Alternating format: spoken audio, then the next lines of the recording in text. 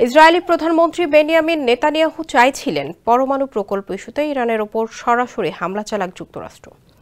Washington সফরে এনে ট্রাম্পকে অনুরোধও জানান তিনি, কিন্তু নেতানিয়াহুকে পাত্তা দেননি ট্রাম্প। হামলা চালানোর বদলে উপসাগরীয় দেশটির সঙ্গে আলোচনার পথ বেছে নেয় তিনি। এতে স্বপ্নভঙ্গ হয় ইসরায়েলি প্রধানমন্ত্রীর। ওমানের মধ্যস্থতায় শুরু হয়েছে যুক্তরাষ্ট্র ও ইরানের মধ্যে পরোক্ষ আলোচনা। গেল শনিবার প্রথম দফায় হয়ে যাওয়া সেই আলোচনা আশার আলো দেখাচ্ছে, আর তাই দ্বিতীয় দফায়ও একসঙ্গে বসতে পারেন মার্কিন ও ইরানি কর্মকর্তারা।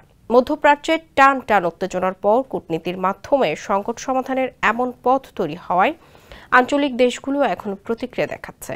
এই অঞ্চলে ইরানের অন্যতম প্রতিদ্বন্দ্বী সৌদি আরব পরোক্ষ এই আলোচনা নিয়ে মুখ খুলেছে।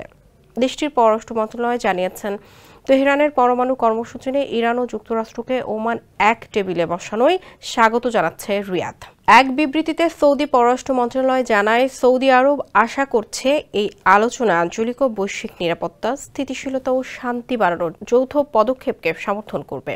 যে কোনো ধরনের আঞ্চলিক ও আন্তর্জাতিক বিরোধের নিরসনের ক্ষেত্রে সৌদি আরব সংলাপকে অগ্রাধিকার দেয় বলেও এই বিবৃতিতে উল্লেখ করা হয়।